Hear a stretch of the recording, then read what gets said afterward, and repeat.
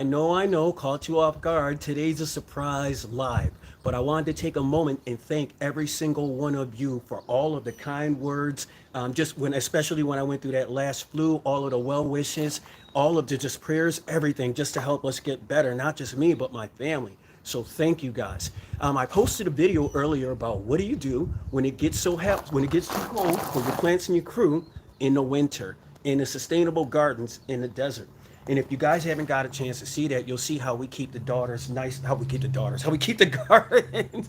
My daughter's nice and alive, but how we keep the gardens nice and warm. The point that water plays in it, that moving water plays, that sitting water stays, that not having your water exposed plays in keeping your sustainable garden systems up and going. But today, I wanted to go live and talk to you guys a little bit about updating, transferring plants, worms, compost, tools of the trade, how we do what we do. And I wanted to change it up a little bit. Instead of going with sustainable gardening like we're always doing, I wanted to go to traditional gardens, to the grow beds, which is what most of you guys do. Now, believe it or not, I always encourage you guys, if at all possible, get out there and get your hands dirty in the dirt. Get out there. This is the way that we all started doing it. I believe everyone should experience traditional gardening if you want to be, well, not if you want to be. Experience traditional gardening if at all possible, because there's nothing that centers me more and there's nothing that grounds me more than getting your hands in the dirt. And I believe it's also medically and scientifically proven that there are advantages on your body. There are advantages for you physically and mentally when you get out there and you garden. So today we're going to be taking some lettuce and we're going to be transplanting it into our Navajo grow bed. So for you guys that have been following our incredible journey with the Navajo grow bed, about a month and a half or so ago, this was donated to us by the nation. It's one of 2 grow beds, and we just wanted to propagate, get some winter green started in here just to see how the system goes. Well, lo and behold, it's thriving. So while we transplant these plants today, we're going to talk about some of the gear that I use, some of the things that we do to amend the soil, how we get those plants in there. Spoiler alert, it's really easy. This is just as easy and just as much fun as sustainable gardening, except to me it's more fun because this is how sort of like our ancestors did it. So we have pardon me, tools of the trade. Let's go to our gloves. These are my babies. And these can be found at any box store. They can be found on Amazon. I like these because not only do they give you the claws for aeration, but a couple of fingers, 2 or 3 fingers, and you can actually dig. Let's see if you can get that. You can actually dig the path for your compost. So, look at that. See, just that quick. I told you see one of my friends. Can you guys see him? Let's see, where is he? You guys see him in my hand right there? Oh, you can hardly see him. There you go. I know you're a little tired. I'm sorry, buddy. I'm going to put him back down in a second. But it's actually one of the red wiggler worms in our system. And red wiggler worms, he's moving now. Now, mind you, I just told you guys it was 21 degrees this morning. And this is a red wiggler worm. This guy was just hanging out. He's in here. He's in the not in the substrate. He's in the soil, and he's irrigating. He's aggregating the soil. He's making these tunnels so that the roots can breathe. Also, his little droppings end up creating the worm castings. And plants absolutely love worm castings. So the worms are actually in here. They're eating the stuff like this that we may accidentally leave in the garden, the plant waste. They're eating the dead, sloughed off roots as well. So they're also making these tunnels so that the plant roots can breathe, providing more oxygen to the plant roots. And even with the worm castings are feeding the bio matter and the bio life that's in here. So the things that are a much smaller level than even the worms, they're thriving because of this closed-ended ecosystem that we have here. It's semi-open because it is open to the elements, and we're not trying to we're controlling basically everything except for soil temperature, because there's not really much we can do about this. It's in the basin, it's in the bin. After that, it's what nature brings it. So when we discuss compost and we discuss what exactly is it that we're feeding the plants, well, we no longer buy box store compost or box store food for the plant. We ended up getting a composter, and I love this thing. And if there's one piece of equipment that I wish every house could have, it'd be an on-the-counter or a backyard composter. Preferably an on-the-counter one because you get to see immediate results from those dishes, our batches right here. So this is 2 6-hour batches right here of compost. So with my little claw gloves on, let's see if you can see right here. That's the camera, bring it over here. Where I already dug some pads in the soil with my little claw gloves. I'll bring it down to there. So now all I'm gonna do is take a little compost in my hand like this. Now I'm just gonna take it, I'm just gonna run it right down the channel, just like that. And I'll take that soil that I just moved with a couple of fingers, and I'm gonna cover that right back up. Now I would recommend, if at all possible, go around the base of your plant. Some compost, get it around that base. Now this isn't hot compost, as in it's not going to burn the roots of the plants, because the over-the-counter composter took care of all of that. It basically cooks it all down. So this stuff that you see me putting in here now, this right here, this is oh my God, fruit peels, cores, onion peels, gosh, pizza. I think there's some chicken in there too. I'm pretty sure there's some beef in there. There's eggs in there. You can actually see the scraps of bone. And the things like this, that's what the worms are going to break down. The worms are going to do all of that. So you guys know the benefits when worms get to stuff breaking stuff down. You've seen enough horror movies. So once again, guys, remember how I drew those channels around the plants? It's the same soil that I removed. I'm just going to cover it right back up. Knock this one out down here. Nice little circle around that channel. Cover it right up. That easy, guys. Now, the benefits to composting like this and using this type of compost, you will always almost have, and I can almost guarantee you this, guys, you will always almost have more than you can use. And that's where I love the biggest part and the best part about gardening to me. Gardening is community. Absolutely. Gardening is community. So sharing is caring. You got some neighbors that are out there gardening. Come on, man. Hook them up. Hook them up with the good stuff. I just put this celery in yesterday. So what I'm going to do is, this is really going to benefit from this. Get it in there nice and good all the way around. Also coffee grounds, because no shame in my game, I love coffee. I do. Fault me, hate me all you want, and I really don't care. I love coffee. Give me my jolt of Java in the morning, and I am good to go. Same thing with my family, man. My whole house runs off of it. And so if we're gonna drink it, we are going to do the best of what we can with whatever byproduct of that coffee is. So in this case, it's the grounds, and grounds are great inside of your garden. So I want to reiterate, guys, we're not throwing this stuff in our garden raw, although I know people who do, and there's nothing wrong with that, but that's not what we're doing here. We're actually utilizing a countertop composter, and it's breaking it down. It's breaking down all of the hard elements in the food waste, so that it's able to be absorbed much easier by the worms, and then absorbed even easier by the plants. So I might even be having a raffle sometime in the near future, giving one of those very countertop composters away. I'm not exaggerating when I say this, guys, and I can't stress it enough. It is an absolute game changer. So I hope you guys are enjoying so far. I hope you're still sticking around. I hope you're still with me. I hope more of you guys are tuning in, man. Like, for real. For those who may not be aware, after that uplit video, and for all you guys that enjoyed the uplit video, thank you so much from the bottom of my heart. I actually was awarded Science Communicator of the Year from the Department of Agriculture and Environmental Sciences in Agriculture, Veterinary, Environmental Sciences, Environmental Life Sciences from the University of Arizona, which is an absolutely prestigious honor, my friends. It is. I just like coming out here and talking to you guys, and if you guys pick up or learn anything from me, man, that means the world to me, because I'm being honest with you. I learn everything from you guys. I love talking to you. I love listening. I love reading the emails. I love reading the messages. I try to get to every single one of them if I can, and I mean this from the bottom of my heart. Please forgive me. Please forgive me. We are running a company. I am a dad, a loving dad, a husband.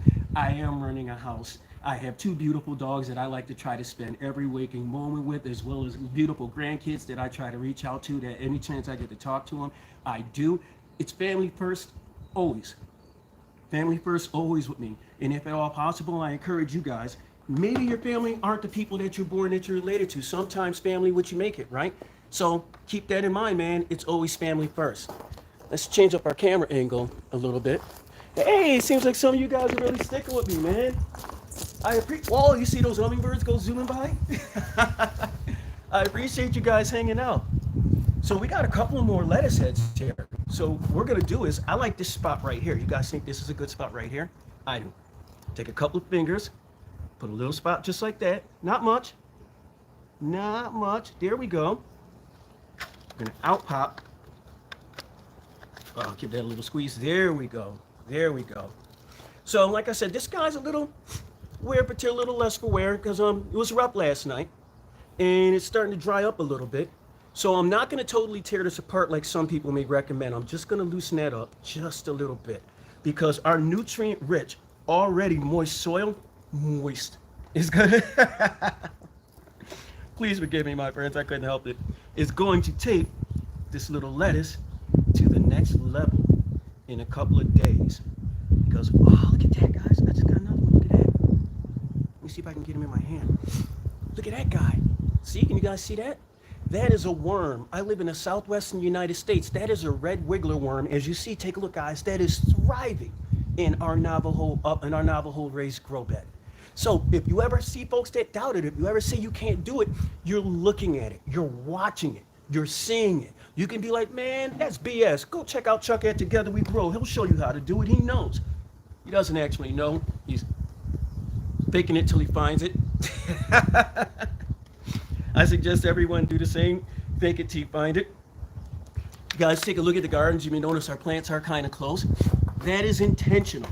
That is intentional because I want them to work for it. I do. I want them to work for it. And I'm growing in so many different growing systems. I'm growing in so many different gardening systems that I can afford. I know I'm not going to get an absolute 100% of growth out of these plants because they are pushing in for space. But in this case, what I'm actually trying to do is clean the air in our backyard. That's why you see the huge varieties of the numbers of plants in a small space, because I'm actually trying to clean the toxicity that's in the air in our area. We may have blue skies and it looks like it, but there's always waste in the air. And you can always try to scrub it and keep it a little bit cleaner, especially if it's in your immediate environment. So in my case, our prevailing winds are usually coming from that way to this way. You'll see plants behind me from all three angles. You'll see this grow bed right here, and then right behind me, you'll see where we all chill at when we're outside. So it's scrubbed air being blown this way, then being released back out through that way. It's not exactly that much simple of a science, but in theory, it should technically make a difference. I don't know. I haven't measured the air difference. I haven't measured the air quality, but science is fun, and just thinking that it's making a little bit of difference does make me a little bit happier. So psychosomatically, it's working already, at least in my opinion. Let's get another little space right here. I think this is going to be a good space for one of the heads of lettuce right here. I think so. What do you guys think? You guys think so? I do. So let's give this a little squeeze on the bottom like that. Let's get these up. There we go. Again, I'm not going to wet this. Nope, just loosen up on the bottom. I'm not going to tear it up. And I'm going to get it, place it right here in its new home. So while I'm over here though, see, new home right there. While I'm over here, here's what I'm going to do. I'm going to come over here and take our green tray. Anyone else? Hey guys, for you new folks that are jumping in, thank you so much. Thank you for hanging out. We're just doing a little bit of plant transplanting into our raised Navajo garden bed. This is a surprise live. I know no one expected. I didn't tell anyone I was going to do it. I honestly didn't think anyone was really going to show up. So for you folks that are here right now, God bless you. You absolute rock. I love you guys. I really say that. I don't say that just to say it, but I say it because I mean it, and I do mean it. So let's get the dirty again. So take a look, guys. Right here, this is the black bin of truth. And I'm just going to give it a little scoop. Now, that composter I was telling you about, the counter one, the one that I think I'm going to get another one, I'm going to raffle it off to one of you amazing folks because I hummingbird behind me. I think everyone should have it. This is all from that same countertop compost. So we are not going to be buying plant food per se. Again, we're not going to need to. We will just keep amending the soil. And for those who have watched this from the beginning, I know you're smiling because you're like, man, those worms are eating that up. They are, guys. These are the happiest worms. Like if you could put a happy meter on a worm, I'm pretty sure our worm's happiness is registering through the roof. These guys want for nothing.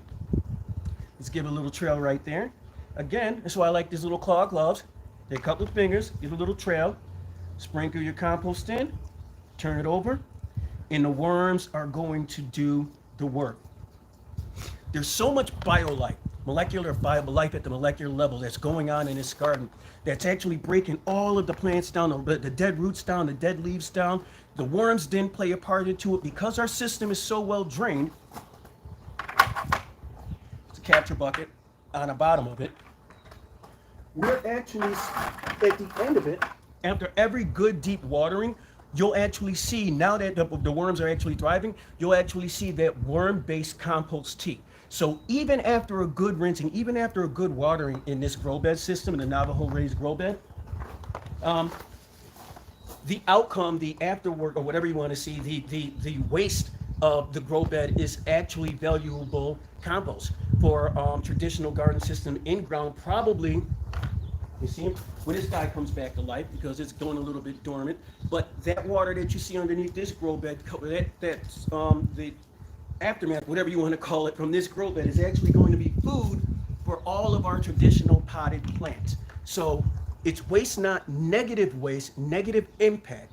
We actually want to be proof positive, or what is it? I think I'm working on a term to where us actually being in the area, us actually being in the space is not just carbon positive, but it's land positive. We're having a more positive impact on the ground by gardening in it than as if we weren't gardening in it. And that's really hard to say. It's hard to claim that, especially in the Southwest, where we grow between 80 and 85% of the nation's winter greens and winter produce. And it's usually grown from a flood-based system, which means we're actually flooding a huge area of land. The water that the plants are able to soak up, they soak up. The rest of it is runoff. And to me, that's not sustainable. We have to do more. Now, we have to do that type of technique to grow at a larger level. I understand that. But for our homes, we don't have to do that. So when I say traditional gardening, guys, I do mean in-ground gardening, especially where you have easy access to water resources. But if you live in a community, seriously, like in Tucson, and I really want you guys to consider this, all right? If you live in an area like the Southwest, where we know, depending on the attitude and the mood of the Colorado River, we're not going to have water or we're going to have water. I don't see how we can sustain doing traditional in-ground gardening, floodplain gardening, things of that nature. I'm sure you can afford your water bill, but does that mean you have the right to waste water? And I'm not trying to be that person, but somebody's got to be that person. Look at all of this beautiful growth around me. Look at this. We literally do all of this without wasting a single drop of water, guys. Think about that. That's the drive behind everything we're doing. We're not trying to waste a single drop. Now, it doesn't say drops of water don't get wasted. They do. It happens. But we're trying to limit the amount of waste that we can actually create, Waking up knowing every day, knowing, I'm not no eco freak like that. I'm not, man. I'm not. I'm just a guy with grandkids, and damn it, I want them. Sorry, guys, really, sorry. I want my grandkids to have something, man. You know, I want them to be able to go outside. I want them to be able to see grass. I want them to be able to grow something. I want them to be able to eat fresh. I don't want them to think that everything comes out of a plastic container or a plastic wrapper. Damn it, we're not tired of that. We haven't had enough. I guarantee you, come to my house, pick something fresh from this garden, go to the grocery store, buy a bag, pick it fresh from my garden, your mind will be blown. Your mind will be blown. And I'll say the same thing about all of your gardens at home. The closer we can keep it fresh, the closer we can keep it to us, for us, by us, the better it's going to be for our kids, the better it's going to be for the environment. Kids who eat a nutrient-rich diet actually do way better in school. I know you guys know that, right? Right on. Now, this isn't no preach session or anything like that, guys, but come on, guys, you guys know I'm a dad. I'm a dad and I'm a granddad, so I had dad, granddad concerns. I can actually see some plants in this garden that we might end up pulling because they're really taking a whooping this winter. They are. That last cold stint, yeah, it knocked a bunch of these plants off guard, man. They weren't expecting that. They weren't. But plants are survivors, you know? Plants are survivors. I can't zoom in because I don't know how to use a zoom control on that. But right here, and I am getting super excited. I'm really watching the celeries because here's a celery here. Here's one here. There's one here. I think there's another one hidden somewhere, or one in the corner over there. Because when these plants, I always envision, another piece of advice, guys, if possible, know what the plant is going to look like in maturity and let that determine the canvas that you paint in your delicious edible masterpiece of artwork that you call a garden in your backyard. You see, I just picture these purple, the purple Asian greens, just the purple blossoms popping out. You got some curly kale coming from the corner. You have some more reds, some more greens coming from over there, some shades of purple and red right there. And then you're just going to have these beautiful just bursts, just stalks of celery just coming out like redwood trees just sticking out from the forest. And this is all going to transition as the season moves, as season transitions from winter into spring and then in the summer. And you're just going to see this garden grow, and you're going to see plants change. You're going to see the life, and you're going to see things like blast and boom. I'm sorry, guys. I get a little carried away in the garden. This stuff is amazing. It is. So I hope you enjoyed hanging out. I know it was an impromptu live. I had an absolute blast. Plants are passion. I mean that with all my heart. Plants are passion, and we're all meant to grow in unity on this planet. I mean that. So from me to you, please continue with those questions, continue with the messages. Please check out the videos from earlier, the videos from the last few days. I know, guys, you guys were getting on me because I wasn't pumping out content. You know, I lost my dad last May. Things have been a mess since then. But we're getting back on point now. I have so many cool things to tell you about with future productions. There's a little bee right there. Hello, buddy. Hey, buddy. See him? If you see a bee, you know you'll be doing it right. So, I have a bunch of great news with you guys for some future productions that are coming up. But until then, get out there, man. Stay green. Stay beautiful. Stay you. Stay true. Most of all, plant that first seed, and together we'll grow.